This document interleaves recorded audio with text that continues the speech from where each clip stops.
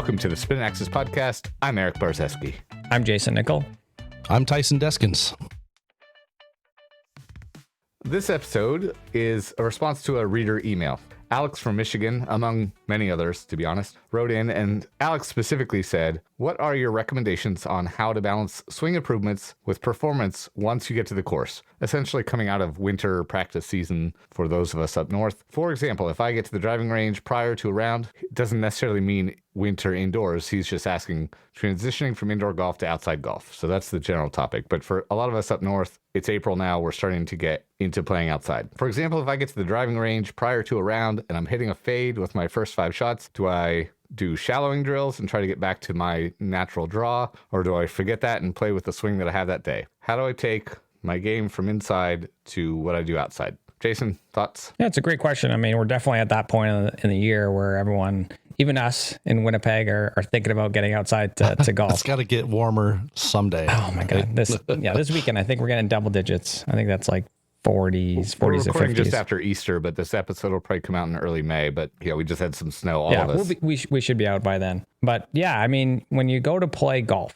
right now, your first couple rounds are definitely just getting your legs back under you. I would manage your expectations big time. But to answer your first questions, Erik, is, what should you do on the range? It does depend if you can sort it out right away. If you can sort it out with a couple feels in your drills, then absolutely go back to your normal tendency. If you can't, then you might have to play that. That's, you might be playing with your C game that round. There's nothing wrong with that. Don't fret, don't freak out or anything like that. Still get out there, grind it, enjoy it. Outside of that, the first thing that I would get people to do, and most people won't do it anyways, but I'd still love you to do it, is I would love for you to do the 4T challenge. It is something that I do every single time once I've gotten, my feet, let's say 2 or 3 rounds under there, just like getting out, beating balls off the grass again. I start from the very 4 tee boxes that I can play, and I don't move back until I shoot par or better. And it is a great drill game, whatever you want to call it, that's going to not only allow you to get comfortable shooting low scores, but also see maybe where you should be playing. Like most golfers probably play from too far back. Like if you're hitting 3 woods into par 4s, you probably should move forward anyways.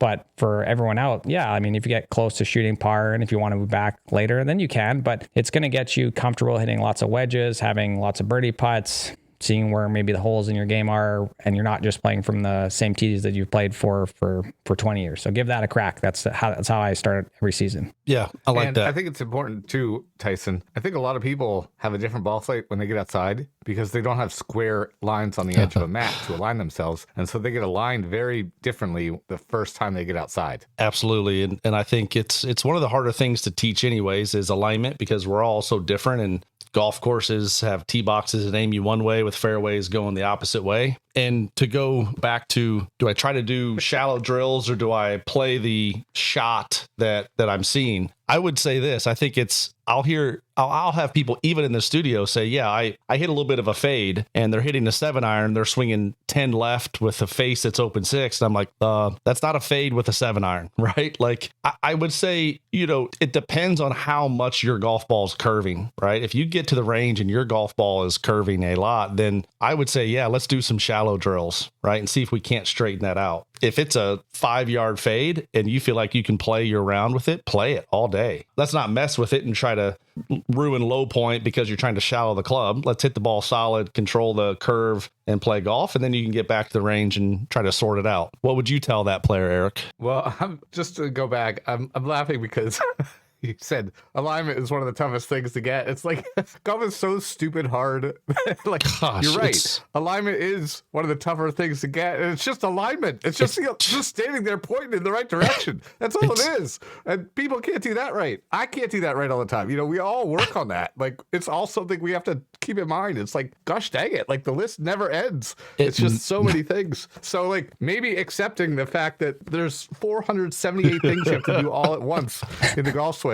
And one of them is just pointing in the right direction, and people can't even do that right most of the time. Just accept that and be like, okay, this game is tough. It's going to be a rough go every time I go out there. And if I make a par today, I'm going to be happy. It's like, that's right. Anyway, I think the transition from, like, if you are working a lot indoors, if you are kind of coming off a winter season, the transition is not when you start to play outside. The transition should have started a month ago, where you should be doing a lot more. We did our episode on 3 phases of golf, right? There's the swing or stroke, which is skill or mechanics or technique. Then there's the skill part, and then there's the scoring part. You should be well into the skill part and kind of transitioning into the scoring part inside or indoors before you go outside. It shouldn't be something that you're like, oh, I'm outside now, so now I'm going to work on skills, and now I'm going to work on scoring. Yeah. You can't do all technique work all winter. You have to move away to do some skill and some scoring work during the winter or indoors. You need to play some wedge matrices or ladder games, or you need to hit 10 drivers and see how good most of them were. You know, I work with Mike Carroll, the Fit for Golf guy, and he invented his own game where he gets 20 balls and he judges each ball on 3 points. Did I hit it solid?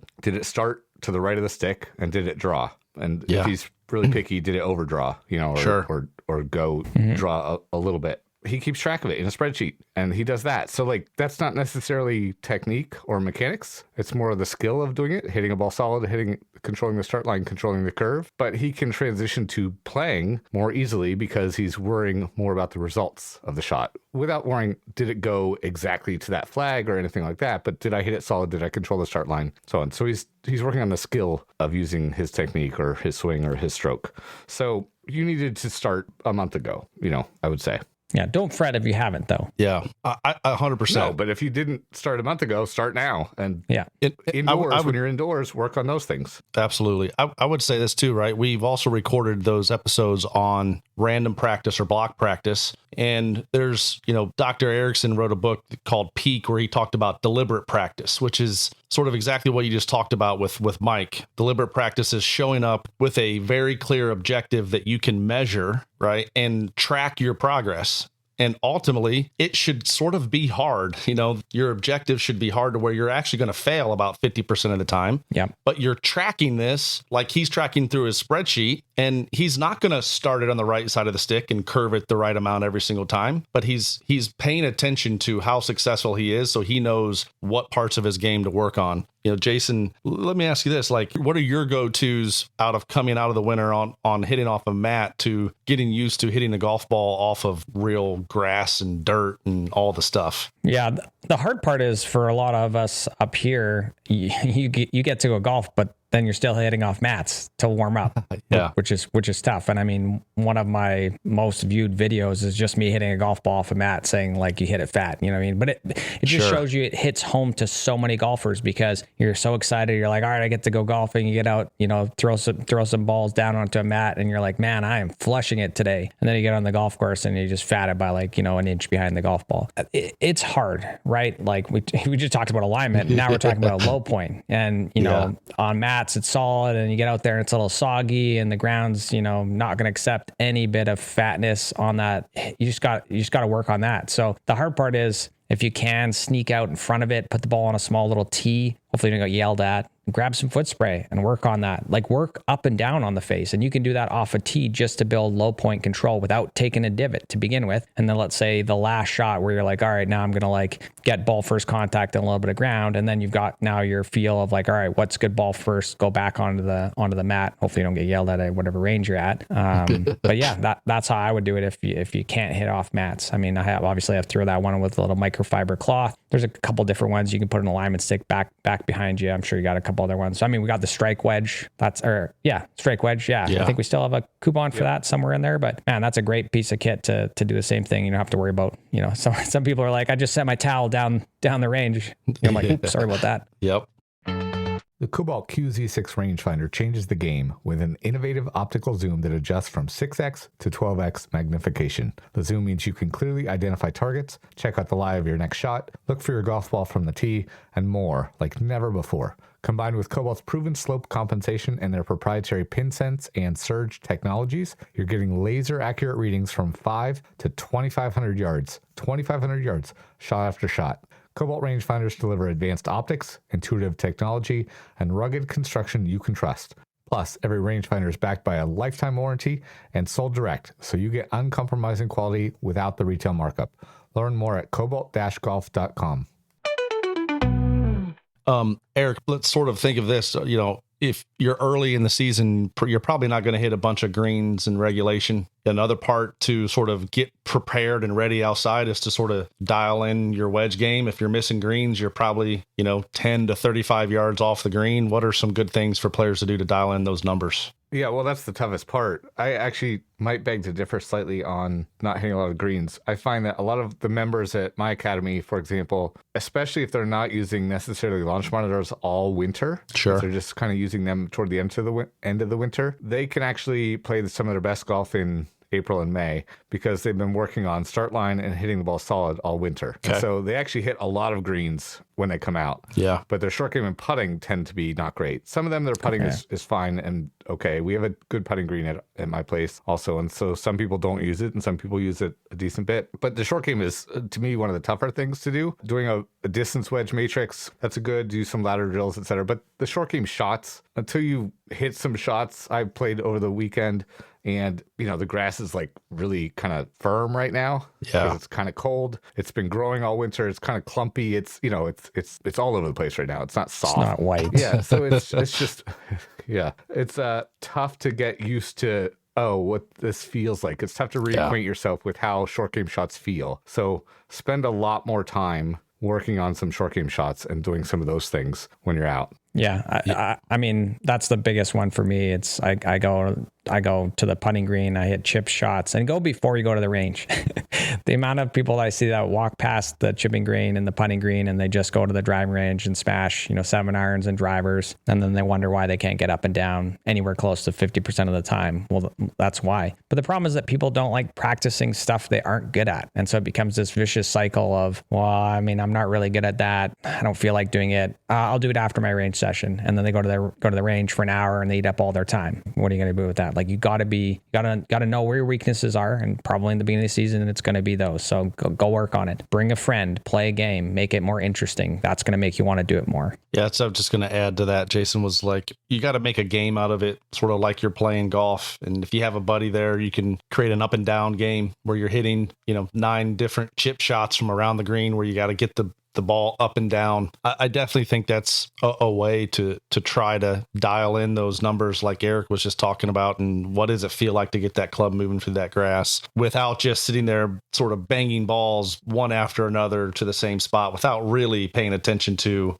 how the ball's reacting, what's going on, how the launch angle, all the stuff, which again, it's better than nothing to get the most out of your time before you're getting ready to go play. That's a great way to do it. One of my favorite games to play with, a buddy or a son, daughter is play horse. Think about it like, all right, I need this ball. This ball needs to land past this point on the green and then whoever's closest, or it needs to be higher than the putting green flags, or it needs to be lower than the putting green flags. Like it's you can play it a couple different ways, but be creative, because that's going to then enable you to feel those different shots where it's like, okay, and then, one out of the fringe, one out of the rough. Again, just put yourself in those different opportunities where you have to hit those different shots, and your brain is going to start going like, okay, that's how I remember how to hit this shot. Yeah, I had my juniors play a game similar to that where when we had our learn the ball flight laws type session, and they had to say something like the ball has to start 1 to 4 degrees to the left and finish more than 5 yards to the right of the target line. Yeah. Or they got to make up their kind of combinations of those types of things. So the ball has to start within 2 degrees of straight and have a spin axis of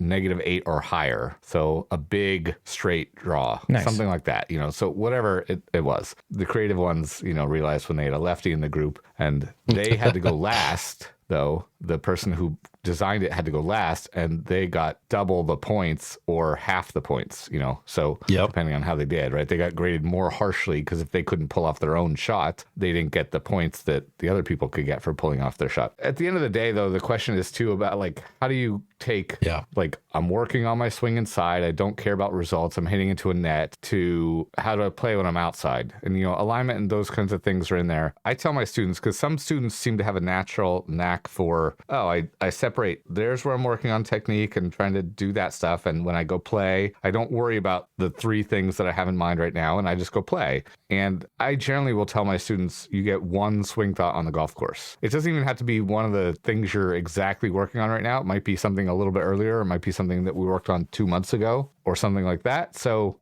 how do you guys handle, like, you have 3 or 4 things that you're trying to keep in mind. Maybe one of them's a setup thing. So I tell them setup things don't count. You can do the setup thing and then have a swing thought after that. But what do you guys tell your students? Yeah, I do both. Like you're going to have, and the hard part is, don't get me wrong, if you don't have a membership somewhere, this one's hard. But if you go play 3 holes, 6 holes, 9 holes, if you got something that early in the season where it's like, okay, can I videotape my swing? Can I critique it? Now the pressure's racked up. Am I still making the moves? Am I still hitting the shots? Right? That's a little bit more pressure, but again, you're never going to keep scoring any of that stuff. You're just grading yourself into like, are my feels translating a little bit to real? But the second, now you got to put a piece of paper or put a number on a piece of paper. Well, yeah, same thing. 1, 2 max is usually what most people are. And the same thing for all my students. The setup, grip stance, posture, ball position, you haven't pulled the trigger. Those you can think about that, and then you have your swing. Yeah, very similar, and I think it's we have to get ourselves into the athlete mode, right? When we're out on the golf course, golfers are athletes, and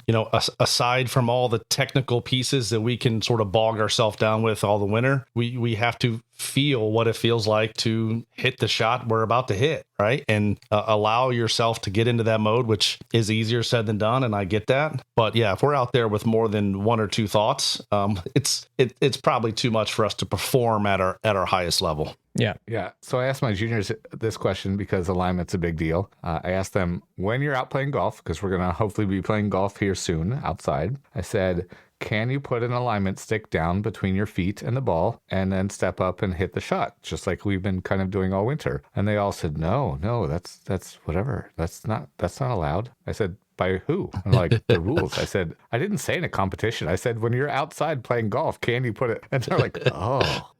So yeah, throw an alignment stick down, throw a club down between your feet, like check your alignment and stuff on the course. Tee the ball up a tiny bit on the golf course. If it's wet and soggy and you don't want to like scar yourself all for the entire summer by hitting half an inch behind it and exploding half of Ohio or Pennsylvania or wherever the heck Jayson lives, he might get down to the permafrost. I don't know. But right. Yeah. So, do some things early on in the season that make it easy for you, that make the transition easier. It's so true. I had one student, I'll never forget this. He bought a 3-pack and he messaged me and he goes, I own a TrackMan studio and I'm a +5 inside. I was like, okay. And then I'm keep reading and he's like, talking about all this swing stuff. And he's like, but I've never broken 80 outside. Yeah, I've had similar people. And so I messaged him back. I said, don't send me any indoor swings. Those are going to be useless to me. Obviously, you have no issue with that. Send me some outdoor swings. Send me one outdoor swing, but it's like a big open field. Didn't look crazy, like off, but there's a couple things in. I was like, I want like a full pre-shot routine. Tell me exactly where you're aimed, like put down an alignment stick, set up to that. I need like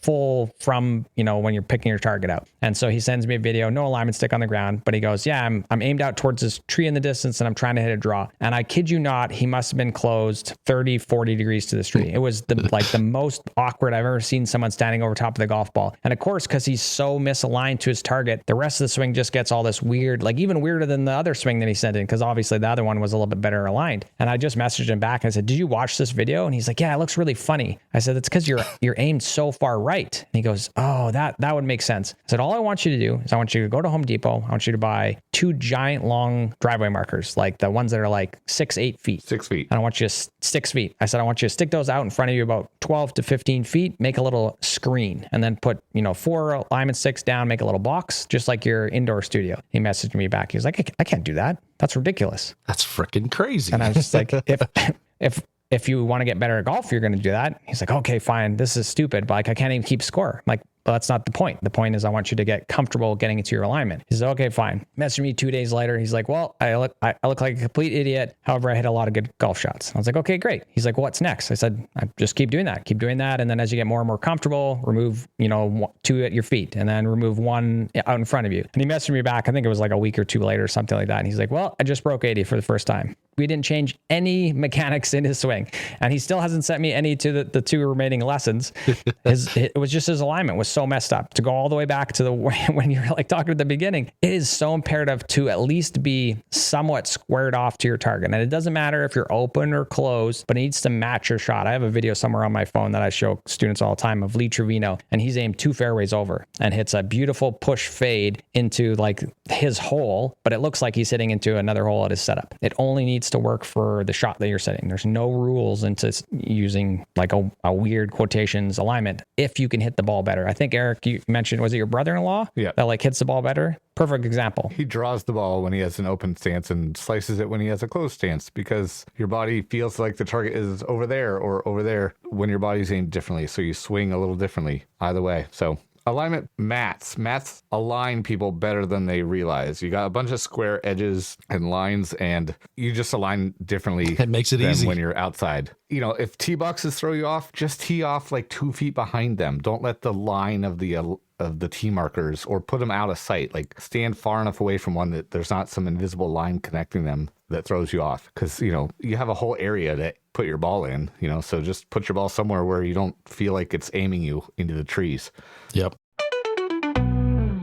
Where can people find us after they get back from their first round outside? Or you can find us on all social medias at The Spin Axis, and you can find us online at thespinaxis.com, where you can listen to all our old podcasts. Awesome.